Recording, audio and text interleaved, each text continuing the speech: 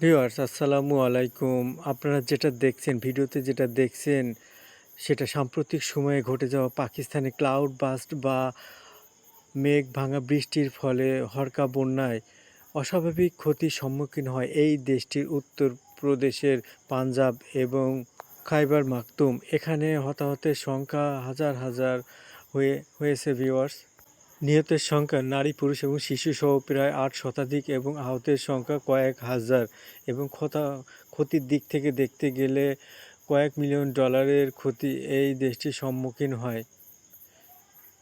উদ্ধার তৎপরতা চলছে ভিউয়ার্স। এই যে এটি পাকিস্তানের ইতিহাসে অত্যন্ত দুঃখজনক ও বেদনাদায়ক একটা অধ্যায়। এই ফ্লাডের ফলে যে ক্ষয়ক্ষতি হয়েছে ভিউয়ার্স, এই ক্লাউড বাস্ট একটা নতুন নাম। এই দুর্যোগটার সম্বন্ধে পূর্বে কখনো শুনিনি বা শুনলেও এই দুর্যোগ এই প্রথম একটা দেশে আঘাত হানলো।